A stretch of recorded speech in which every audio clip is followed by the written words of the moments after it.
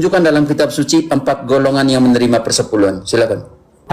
Saya tidak tanyakan itu. Oh, bukan, tadi bilang tujuan persepuluhan. Makanya saya tanya, siapa yang menerima persepuluhan dalam perjanjian lama? Oke. Siapa? Dari 4 yang Romo katakan, salah satunya adalah imam. Tidak, saya harus tahu yang 3-nya siapa saja.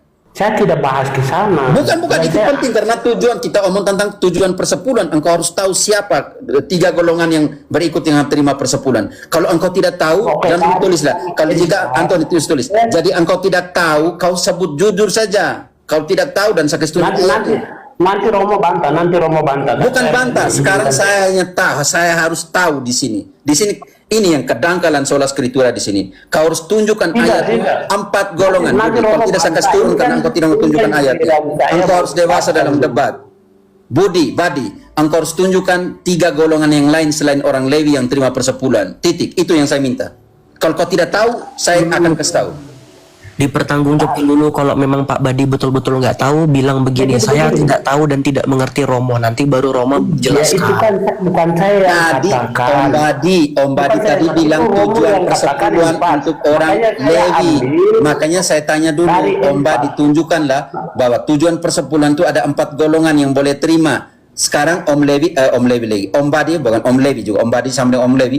Om Badi telah menunjukkan satu saja orang Lewi. Sekarang saya butuh 3 golongan yang lain yang punya hak persepuluhan. Silakan. Tadi sebenarnya itu saya tidak katakan. Bukan.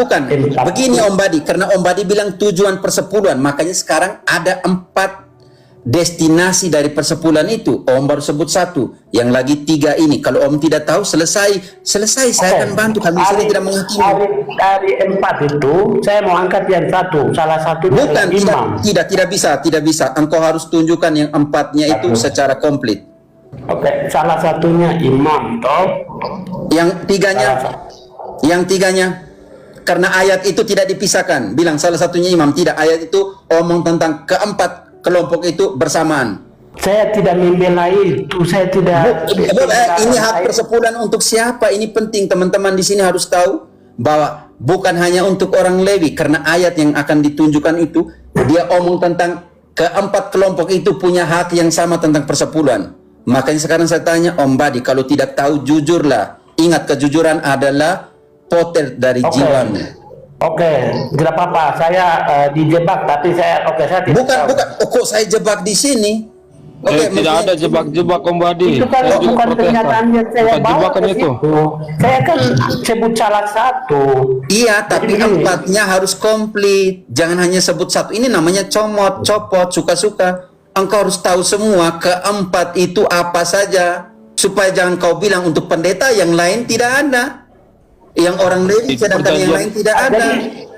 Di perjanjian lama jangan berdusta katanya Om Badi. Kalau nggak tahu ngomong nggak tahu. Sebenarnya itu saya tidak mau tidak menjelaskan siapa-siapa yang berhak mendapatkan perpuluhan. Sebenarnya itu bukan penjelasan saya sebenarnya. Saya cuma mau sampaikan perpuluhan menurut Protestan, itu tujuan tidak saya. bisa, bukan menurut Protestan, menurut kitab suci. Om Badi, jujur saja. Om Badi tahu atau tidak tahu, itu selesai saja. Iya, kan Pak Badi tadi kan Pater tadi kan bertanya kepada Pak Badi, di mana sih dasarnya teman-teman Protestan itu menerapkan persepuluhan. Nah, Pak Badi tadi kan membawakan ayat di dalam perjanjian lama. Nah, berbicara tentang kitab imamat, kitab ulangan, dan lain sebagainya. Maka Pak Badi bertanggung jawab untuk menyebutkan berdasarkan kitab suci, siapa sajakah yang berhak mendapatkan bagian dari persepuluhan. Bapak silakan jawab. Karena tadi ayat Bapak yang bawa. Oke. Imamat atau imam toh tadi salah satunya. Apalagi salah satu saya yang butuhnya salah 4 ini yang saya mau tahu. Jadi salah satunya imam. Iya, yang 3-nya saya mau tahu, Pak. Di keseluruhannya bukan hanya satu-satu Om Badi. Oke, yang 3 saya tidak tahu sudah. Yang 3 saya selesai lah dari tadi ke. Di perjanjian lama jangan berdusta Om Badi. Oke, yang Om Badi tidak tahu, kitab suci akan menjelaskan. Oke, siapa 4 golongan yang menerima persepuluhan? Silakan. Yang lain nanti. Jangan dulu, nanti kita baca dulu untuk siapa saja. Setelah itu ke Om Badi, supaya ini jadi pembelajaran bukan hanya untuk Om Badi. Ya sudah bacakan.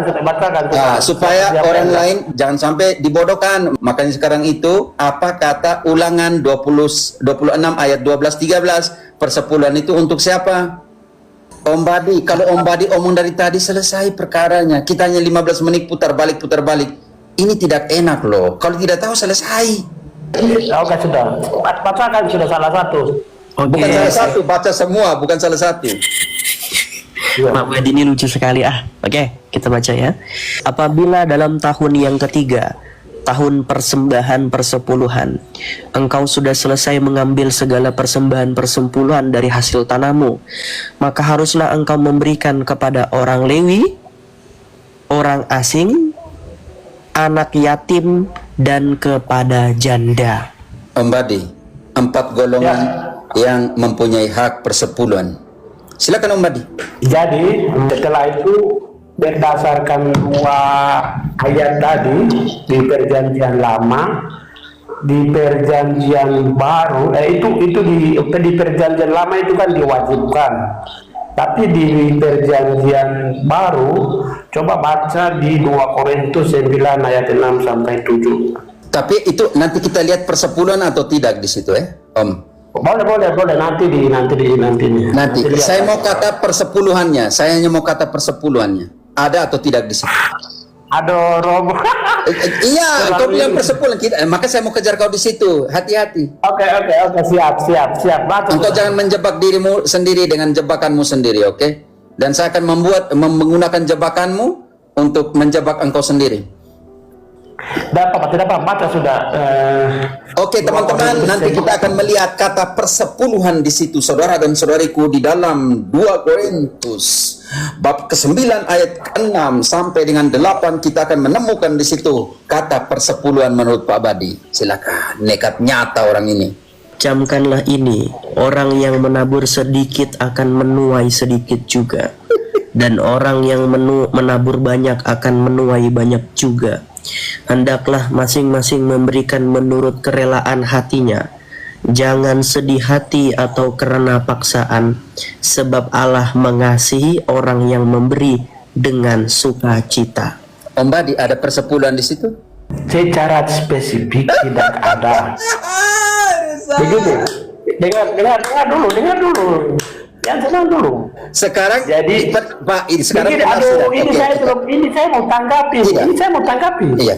Tidak, yang pertama. Tidak, Pak Budi. Engkau akan menanggapi. Pak Budi sebentar, Pak Budi. Di situ ada kata persepuluhan, tidak. Prinsip pertama, di situ ada kata persepuluhan? Tidak ada. Oke, silakan tafsir kalau begitu.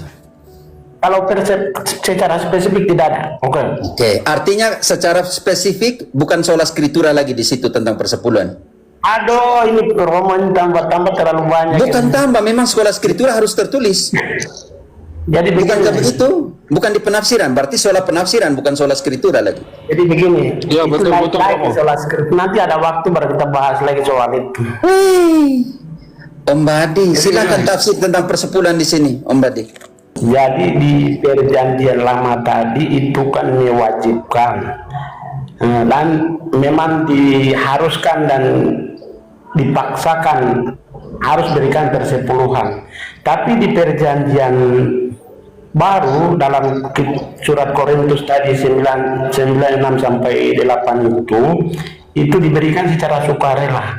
Jadi pihak Protestan itu menafsirkan ayat itu ditarik 2 ayat tadi.